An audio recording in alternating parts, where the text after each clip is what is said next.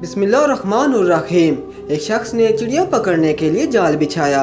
इत्तेफाक से एक चिड़िया उसमें फंस गई और शिकारी ने उसे पकड़ लिया।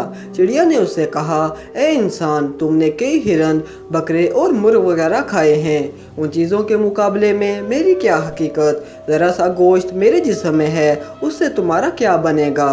तुम्हारा तो पेट भी नहीं भरेगा। लेकिन अगर तुम मुझे आज़ाद कर दो तो मैं तुम्हें 3 नसीहतें करूँगी जिन पर अमल करना तुम्हारे लिए बहुत मुफीद होगा। उनमें से एक नसीहत तो मैं अभी करूँगी, जबकि दूसरी उस वक्त जब तुम मुझे छोड़ दोगे और मैं दीवार पर जा बैठूँगी, और उसके बाद तीसरी और आखिरी नसीहत उस वक्त करूँगी जब दीवार से उड़कर सामने दरख्त की शाख पर जा बैठूँगी। उस शख्स के दिल में तजस्सुस पैदा हुआ कि न जाने चिड़िया क्या फ़ायदेमंद नसीहतें करेगी। उसने चिड़िया की बात मानते हुए उससे पूछा, तुम मुझे पहली नसीहत करो, फिर मैं तुम्हें छोड़ दूंगा।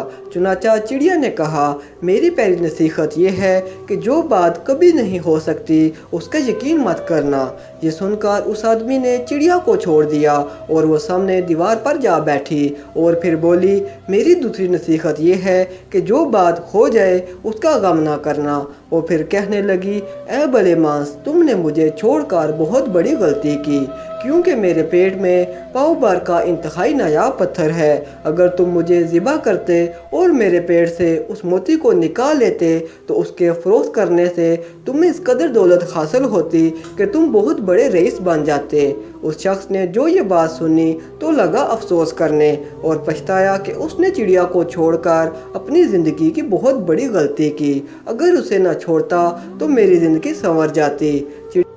चिड़िया ने उसे इस तरह सोच में पड़े देखा तो उड़कर दरख्त की शाख पर जा बैठी और बोली, ए भले मांस, अभी मैंने तुम्हें पहली नसीहत की जिसे तुम भूल गए कि जो बात ना हो सकने वाली हो उसका हरगिज़ यकीन ना करना। लेकिन तुमने मेरी इस बात का एतबार कर लिया कि मैं चट्टानक पर वज़न रखने वाली चिड़िया अपने पेट में पाव वज़न का मोती रखती हो। क्या ये मुमकिन है? मैंने तुम्हें दूसरी नसीहत ये की थी कि जो बात हो जाए उसका गम ना करना, मगर तुमने दूसरी नसीहत का भी कोई असर न लिया और गम व अफसोस में मुब्तला हो गए कि खामखा मुझे जाने दिया।